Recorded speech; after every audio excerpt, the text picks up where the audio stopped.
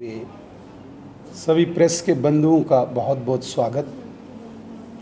आज बहुत ही महत्वपूर्ण विषय पे हम आपके साथ संवाद करने के लिए बैठे हैं।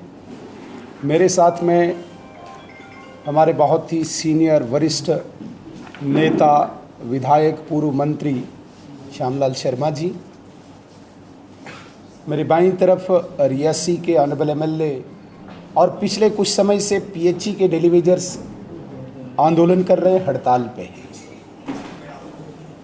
ये गंभीर तब हुआ जब पीएचई डेली वेजर्स ने काम छोड़ो हड़ताल का आह्वान किया। हमें उसी वक्त अंदेशा था कि इसके परिणाम आम जनमानस को भुगतने पड़ेंगे। फिर इसको प्रोलॉन्ग करने के लिए 72 घंटे की और हड़ताल एक्सटेंड करके लोगों की सामने समस्याएं और ज़्यादा बढ़ गई। इसी को लेके कल असेंबली में मैंने डेली वेजर से बात करने के लिए सरकार को आह्वान किया, दूसरी बार भी किया। नॉर्मली एक परंपरा होती है, कोई भी विधायक किसी इंपॉर्टेंट इशू को रेज करता है तो तुरंत सरकार की तरफ से कोई न कोई मिनिस्टर उस पर रिएक्शन देता, प्रतिक्रिया देता है, लेकिन कोई रिएक्शन नहीं। आज भी हमने कहा कि सरकार रिस्पॉन्ड करे, कोई जवाब नहीं। विधायकों ने डेली वेजर्स के इशू को लेके, जनमानस की समस्याओं को लेके हाउस में बहुत ज़्यादा विरोध किया, वॉकआउट भी किया। हमारी केवल इतनी मांग थी कि सरकार इन डेली वेजर्स के साथ बात करे, कमेटी बना के इनके इश्यू को वो दबाना चाहते हैं और डेली वेजर संतोष है। कमेटी शायद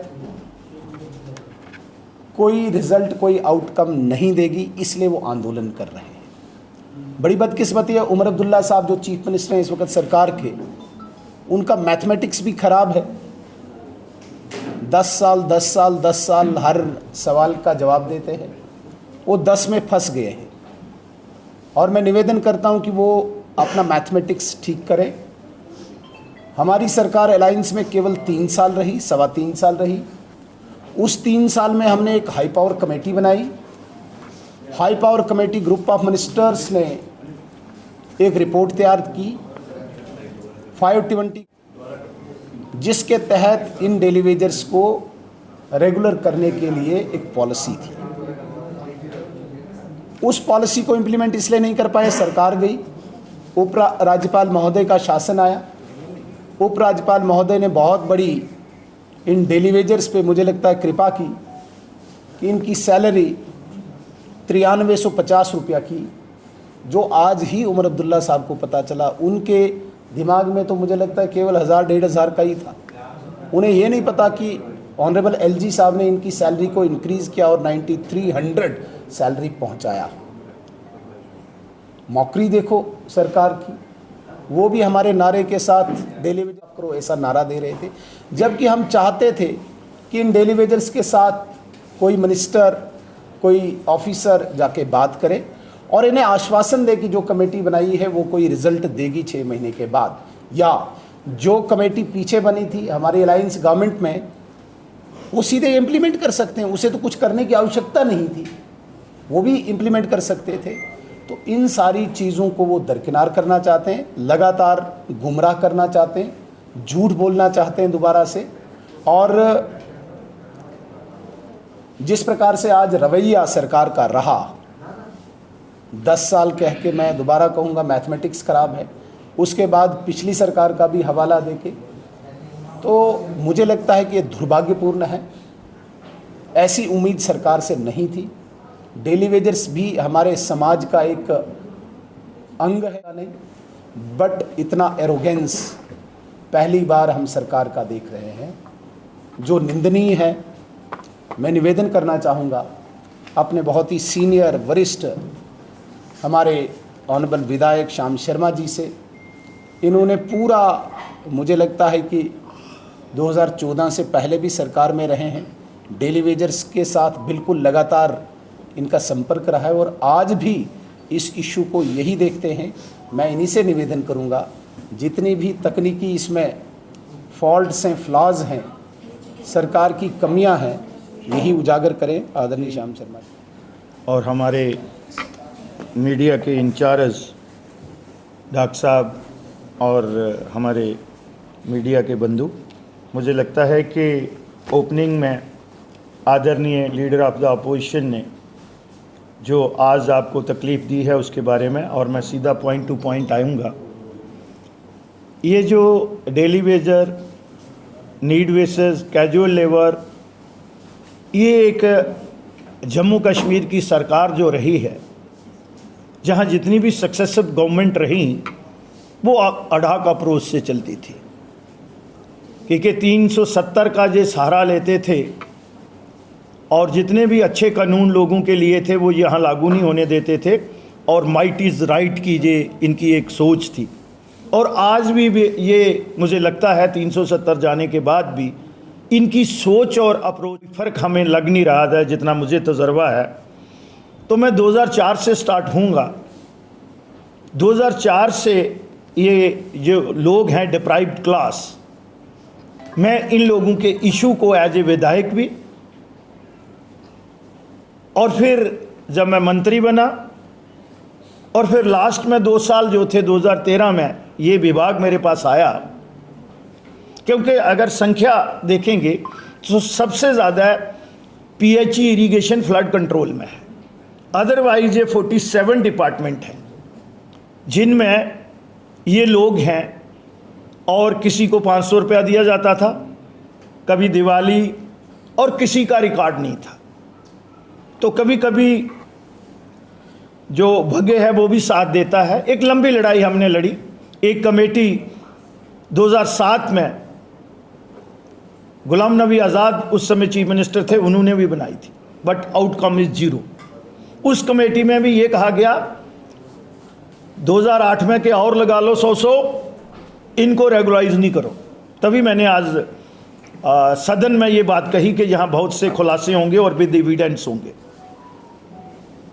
उस समय भी मैंने विधायक होने के नाते, उस समय दिलावर मीर जो थे वो पीएचई मिनिस्टर थे, और मिनिस्टर ऑफ स्टेट आज इस दुनिया में नहीं है, वो कांग्रेस के थे डॉक्टर।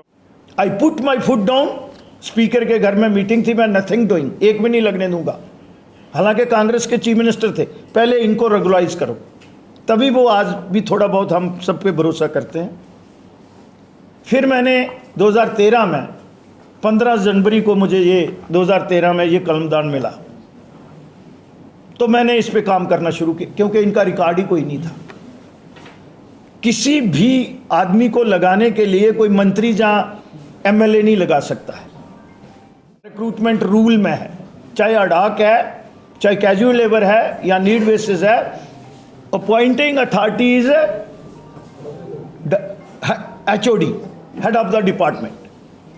अब मैंने अपने अफिसरों को बोला कि सबसे ज़्यादा थे, और मैंने कुछ ऐसी चीज़ें पाई जो मैं आज यहाँ खोलूँगा। तभी मैंने कहा, जब ऑनरेबल चीफ मिनिस्टर साहब ने मुझे कोट किया, तो मैंने ये कहा कि मैं नेशनल कॉन्फ्रेंस को और प्रीवियस जितनी भी सक्सेसिव गवर्नमेंट्स रही हैं उनका कच्चा चिट्ठा जो है वो पब्लिक डोमेन में लेके जाऊँगा। तो रिकॉर्ड बनाया मैंने, और उसमें जो बातें मेरे सामने आई वो आज को भी मेरा ख्याल आपकी ज़मीन भी पाँव के नीचे से निकल जाएगी।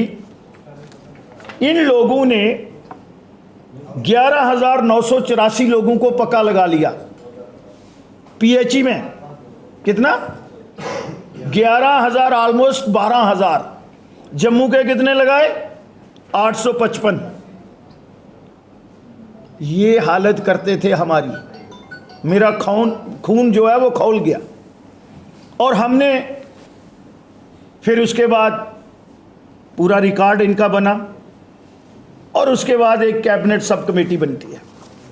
ये कैबिनेट सब कमेटी है, उसके चेयरमैन जो इस समय हमारे स्पीकर हैं राथर साहब, उसमें ये 61,011 लोग जो हैं 47 डिपार्टमेंट में, उस समय की बात कर रहा हूँ 2014 की। ये जो मीटिंग हुई थी हमारी ये मीटिंग हुई थी 30/9/2014 को, जब उन्होंने की, उस समय भी मैंने कहा कि नहीं, 58 से 60 नहीं करो, इन लोगों को रेगुलाइज करो, क्योंकि उस समय 7,200 स्कीम थी और उसमें 7,200 स्कीम में 5,000 स्कीम, 4,800 कुछ स्कीम जो थी वो जम्मू में थी, क्योंकि कश्मीर में बाई ग्रेविटी पानी आता है, जम्मू में बाई स्टेजेस पानी जाता है और 4-4 स्टेजेस भी हैं, एरिया भी हमारा ज़्यादा है, टोपोग्राफी भी है। तो जब उस कैबिनेट कमेटी में बात कहाँ से बिगड़ी, तो उन्होंने कहा कि भाई 2311 में कश्मीर में से सिर्फ 7500 लोग हैं, 7515 कश्मीर डिवीजन से हैं, पूरा रिकॉर्ड है मेरे पास। अब ऐसा करो कि हमारे भी 10,000 और लगाओ, वो लिस्ट भी है मेरे पास, मैं देखता हूं कल वो जहां आते हैं वहां वो लिस्ट भी दूंगा। और उस समय जो मेरे साथ नेशनल कॉन्फ्रेंस से MOS थे, मैं नाम नहीं अभी लूंगा, थोड़ा सब्र, उनको पर्दा रखेंगे, सब्र भी हम भी रखेंगे, क्योंकि अब ये लगातार है।